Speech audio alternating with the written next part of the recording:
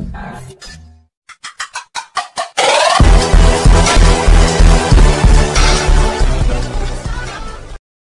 students, in previous video we were seeing the definition of secants and tangents. Now here is the activity.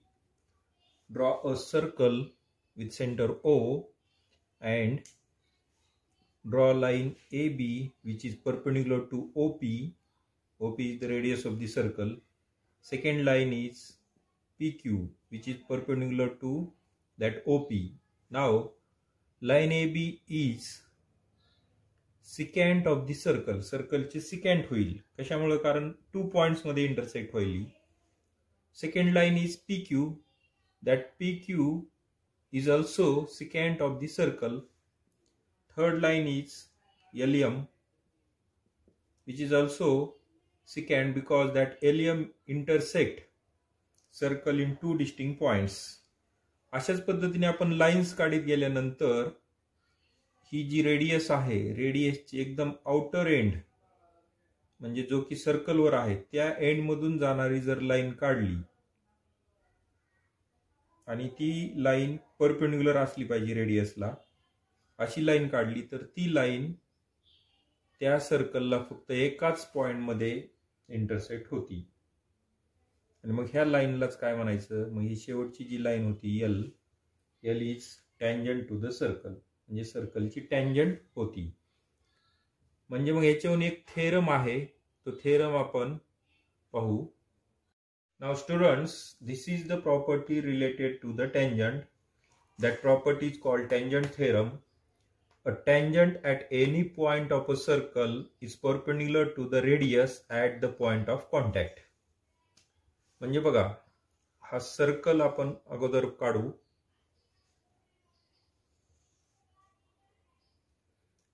आणि आपल्याला माहित आहे definition of circle नुसार ह्या सर्कलवर infinite number of points आहेत आणि ह्या इन्फिनाइट नंबर ऑफ पॉइंट्स पैकी कोणत्याही एका पॉइंट मधून जाणारी tangent. By the definition of tangent, a line and a circle have exactly 1 point in common. मग एकाच पॉइंट मधून जाणारी लाइन घ्यावी लागेल. तर ही जी लाइन आहे, this is tangent to the circle. ही सर्कलची टँजंट होईल आणि हे पॉइंट ऑफ कॉन्टॅक्ट जो आहे त्याच्यामधून सर्कलला एक रेडियस घेतली. सर्कलला तर इन्फिनाइट नंबर ऑफ रेडियस असतात, पण पॉइंट ऑफ कॉन्टॅक्ट मधून जाणारी रेडियस घेतली तर ही टँजंट रेडियसला परपेंडिक्युलर असते, हे आपल्याला प्रूव्ह करायचे. बघा, a tangent at any point, कोणत्याही एका पॉइंट मधून जाणारी टँजंट इज परपेंडिक्युलर. ही टँजंट परपेंडिक्युलर असते कुणाला? At to the radius at the point of contact. Point of contact मधून जाणारी रेडियस, कारण इकडे पण रेडियस आहे, इकडे आहे, इन्फिनाइट रेडियस आहे. त्याच्यापैकी पॉइंट ऑफ कॉन्टॅक्ट मधून जाणारी रेडियसला ती टँजंट परपेंडिक्युलर असते, हे आपल्याला प्रूव्ह करायचे. म्हणजे मग गिवन काय होईल? O is the centre of the circle,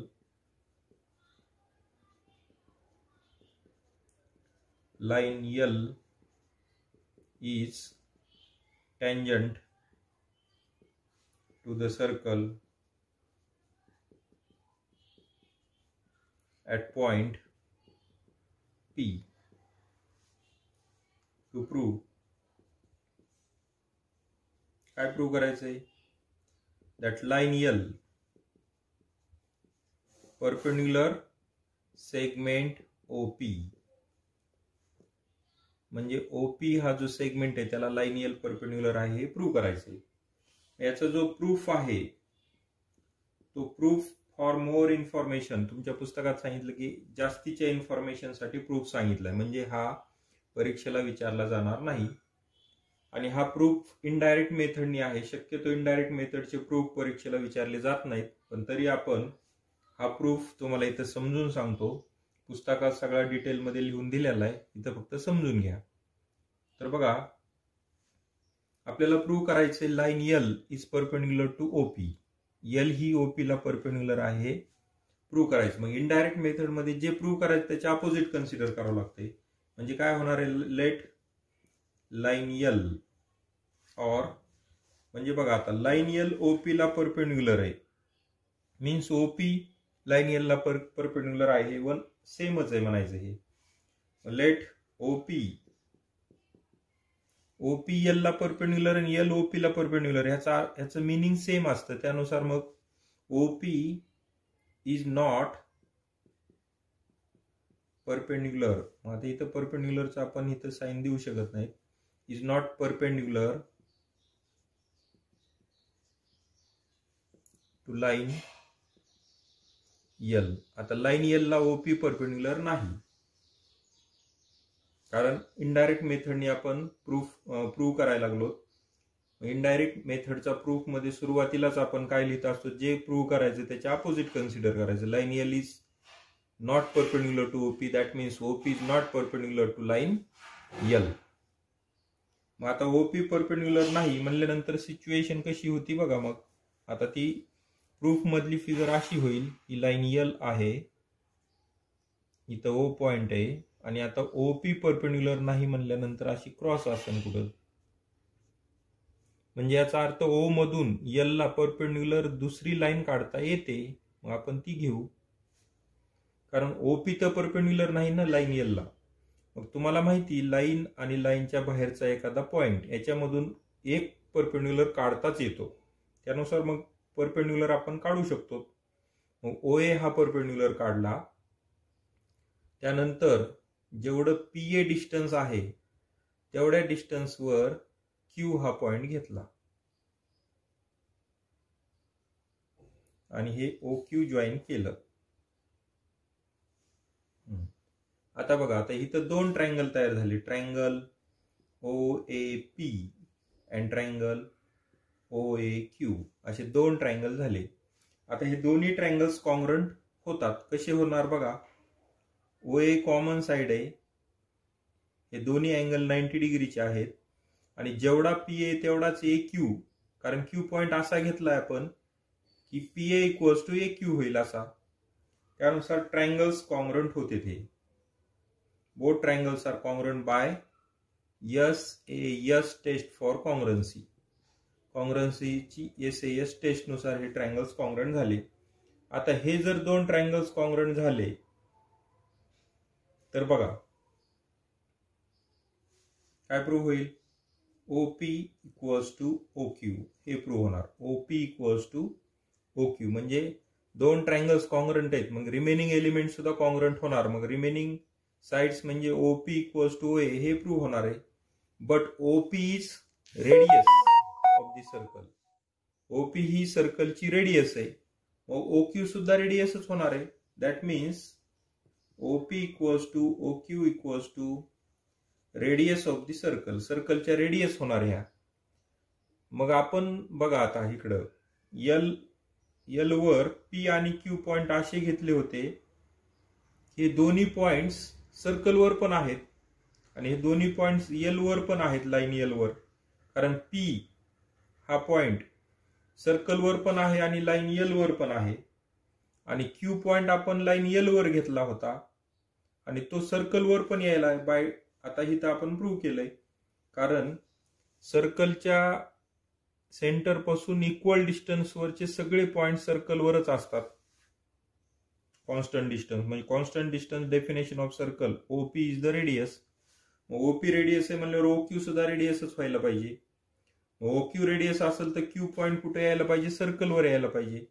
आपण कुठे घेतला होता, लाईन यल वर घेतला होता. That means P and Q are the points on the line L are also on the circle. म्हणजे सर्कलवर पण आहेत, म्हणजे दोन पॉइंट सर्कलवर आहेत आणि डिस्टिंक्ट पॉइंट सर्कलवर पण आहेत आणि लाईन यल वर पण आहेत. दॅट मीन्स लाईन यल आणि सर्कल यांना दोन पॉइंट्स कॉमन आहेत, आणि दोन पॉइंट जर कॉमन असतील तर लाईन यल टँजंट होऊ शकत नाही. It is secant. This is contradiction. मग ही तर विसंगती, कारण आपल्याला सांगितलं की line L is a tangent. So our assumption is wrong. म्हणजे आपण जे कन्सिडर केलंय ते रॉंग आहे. मग हे जे रॉंग आहे त्याच्या अपोजिट राईट आहे. That means line L is perpendicular to OP. हे होतं. नाव कॉन्व्हर्स ऑफ टँजंट थेरम, म्हणजे अगोदरचा जो थेरम होता आता आपण बघितलेला, त्या थेरमचा कॉन्व्हर्स आहे. कॉन्व्हर्स मीन्स मागच्या वेळेस गिवन आणि टू प्रूव्ह याच्यामध्ये इंटरचेंज, म्हणजे मागच्या वेळेस जे टू प्रूव्ह होतं आता ते गिवन आहे ह्याच्यामध्ये, आणि मागच्या वेळेचं गिवन जे होतं ते आता प्रूव्ह करायचं. मीन्स बघा इकडं, line L is perpendicular to the radius at its point on the circle, म्हणजे सर्कलवरच्या पॉइंटवर रेडियसला एक लाईन परपेंडिक्युलर आहे. Then that line is tangent to the circle, ती लाईन आता टँजंट आहे हे आपल्याला प्रूव्ह करायचंय.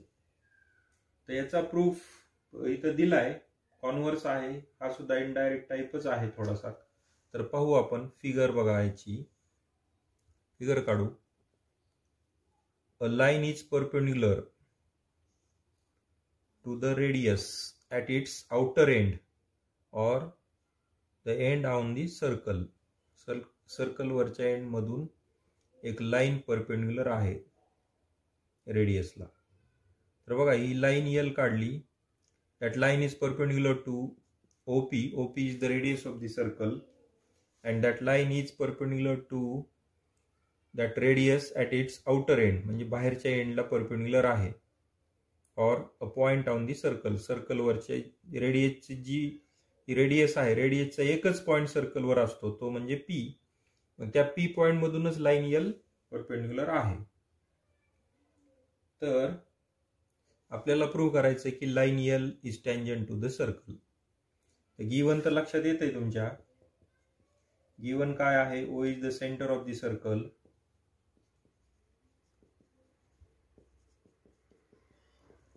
Circle, segment OP is a radius and line L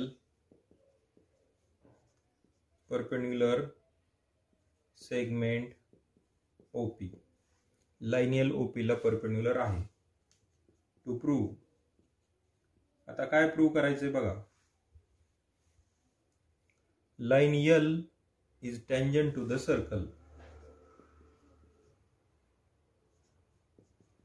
tangent to circle, सर्कलची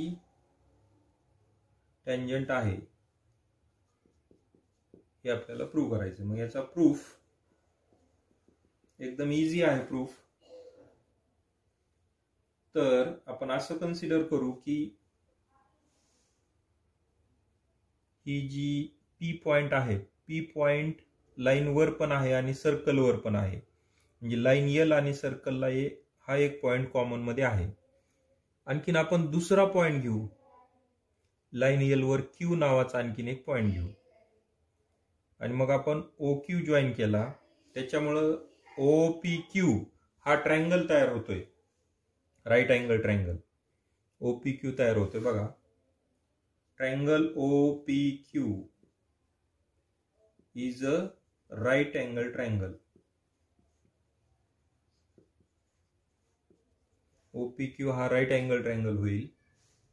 Therefore मग OPQ जर राईट अँगल ट्रायंगल असेल, angle P equals to 90 degree, angle P हा 90 डिग्री होतोय.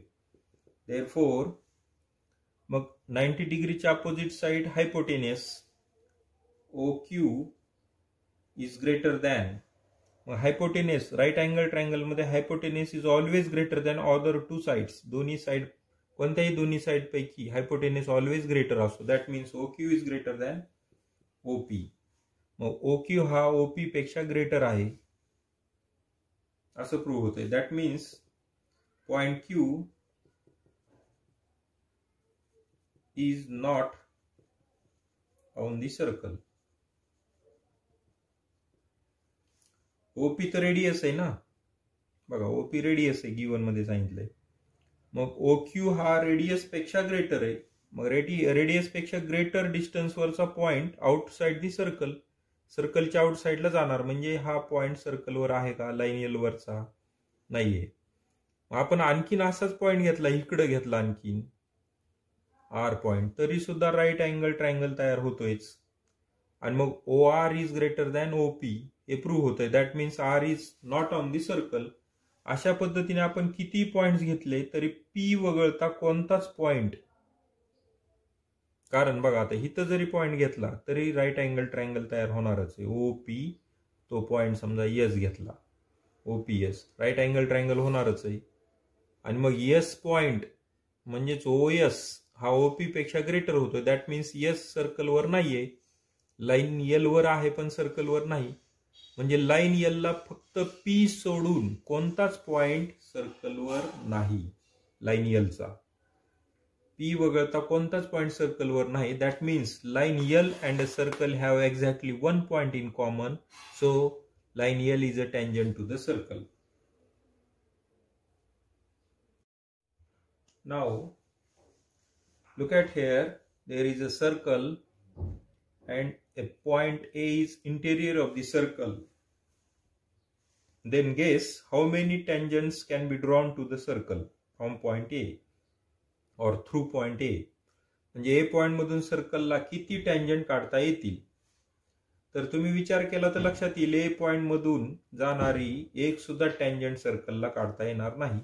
कारण ह्याच्यामधून जाणारी लाईन जर काढली आपण तर ती सर्कलला सिकँट होईल. That means a point which is interior of the circle, a line can not be tangent to the circle passing through that point A. म्हणजे ए पॉइंट मधून जाणारी एक सुद्धा टँजंट आपल्याला काढता येणार नाही. मग आता बी पॉइंट घेऊ आपण ऑन दी सर्कल. तर बी पॉइंट सर्कलवर आहे. वी नो दॅट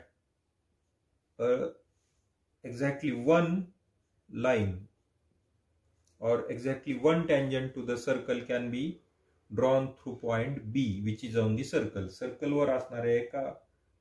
सर्कलवर असणाऱ्या पॉइंट मधून एकच टँजंट सर्कलला काढता येईल.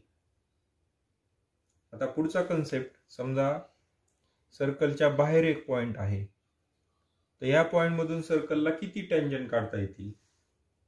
तर बघा, ही एक टँजंट आपण काढू शकलो सी पॉइंट मधून आणि दुसरी सुद्धा टँजंट काढता येते. म्हणजे two tangents can be drawn through the point which is on the exterior of the circle. सर्कलच्या एक्सटेरियर मधून टँजंट सर्कलला दोन टँजंट काढू शकतो. Students, there is a theorem, important theorem. That theorem is called tangent segment theorem. This is the statement: tangent segments drawn from an external point to the circle are congruent. हे आपल्याला prove करायचं. Tangent segments drawn from an external point to the circle are congruent. म्हणजे सर्कलच्या external point मधून, आताच आपण पाहिलं, सर्कलच्या बाहेरच्या पॉइंट मधून म्हणजे एक्सटर्नल पार्ट मधून सर्कलला दोन टँजंट काढता येतात. हे आपण पाहिलंय. आपण एक सर्कल घेऊ. O is the centre of the circle. Point P is on the exterior of the circle. सर्कलच्या बाहेर पी पॉइंट आहे. आणि मग आता या पॉइंट मधून सर्कलला दोन टँजंट काढता येतात. आपण त्या टँजंट काढू.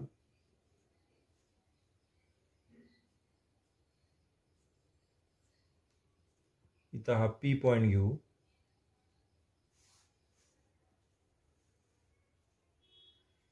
सर्कलला दोन टँजंट काढल्यात बघा.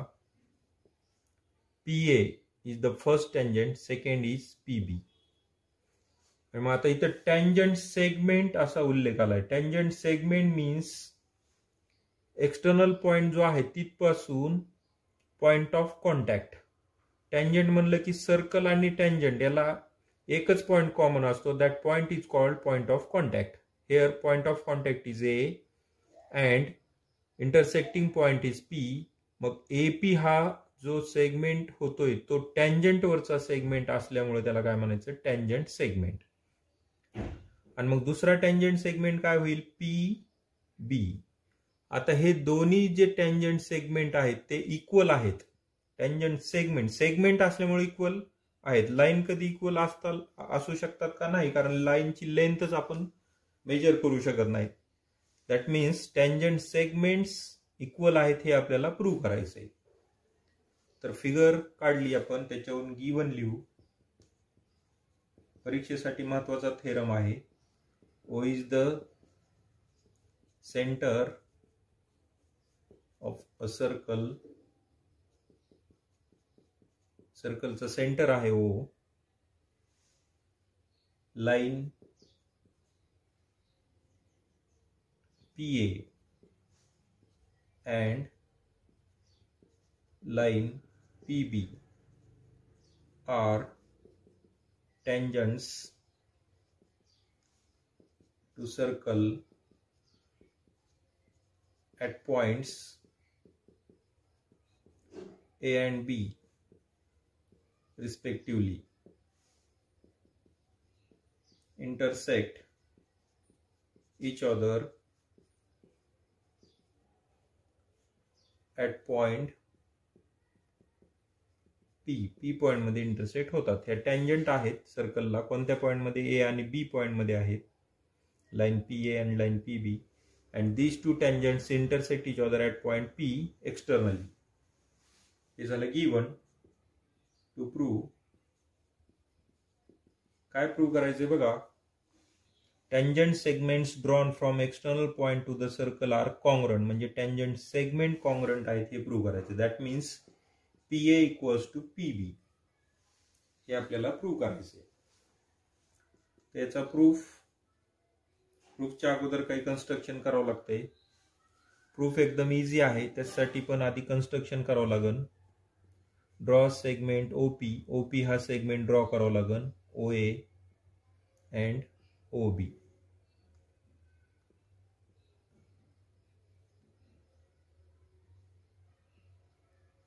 मग आता OA तर रेडियस आहे, रेडियसच्या आउटर एंड मधून असणारी टँजंट आहे, so that tangent is perpendicular to radius. Here also B is point of contact and OB is the radius of the circle.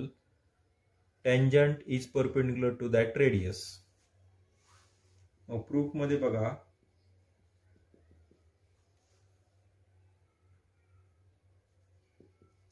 line PA and line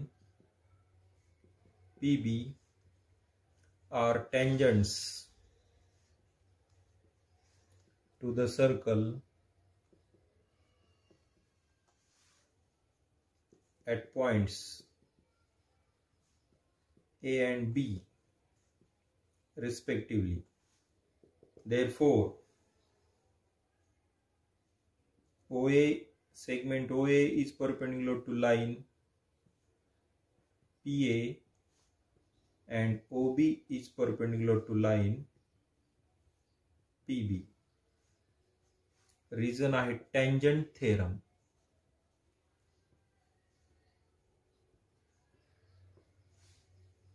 म्हणजे रेडियसच्या outer end मधून जाणारी tangent त्या रेडियसला perpendicular असते, आपण tangent theorem मध्ये पाहिले. आता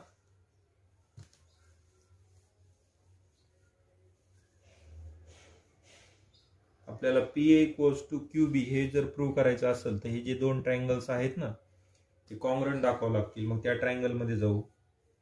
आता प्रूफ इथं पुढं बघा. In triangle OAP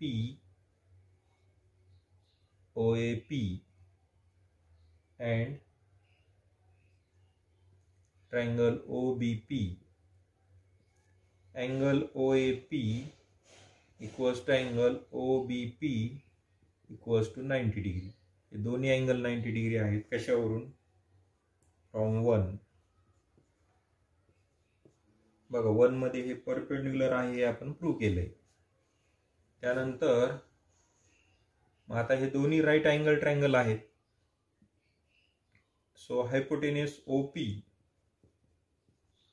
congruent hypotenuse OP दोन्ही राईट अँगल ट्रायंगलची OP म्हणजे 90 डिग्रीच्या अपोजिट साइड दोन्ही राईट अँगल ट्रायंगलच्या कॉन्ग्रंट आहेत. रिझन आहे common side.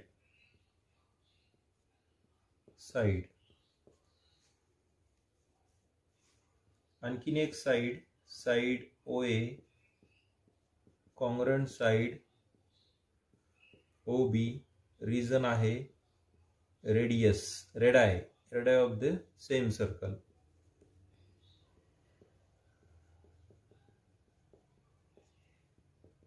Therefore, triangle OAP congruent triangle OBP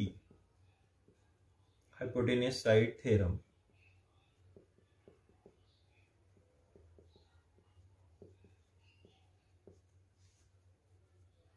म्हणजे राईट अँगल ट्रायंगल मध्ये हायपोटेनियस आणि एक साइड जरी कॉंग्रंट असली तरी ट्रायंगल्स कॉंग्रंट होतात. That test is called hypotenuse side test. Test म्हणा नाही तर थेरम म्हणा. Therefore, when two triangles are congruent, then remaining elements are also congruent. म्हणजे दोन साइडचा विचार केला, रिमेनिंग साइड कोणती होती ह्या दोन ट्रायंगलची, तर PA आणि PB. Therefore, side PA congruent side PB, corresponding sides of congruent triangles.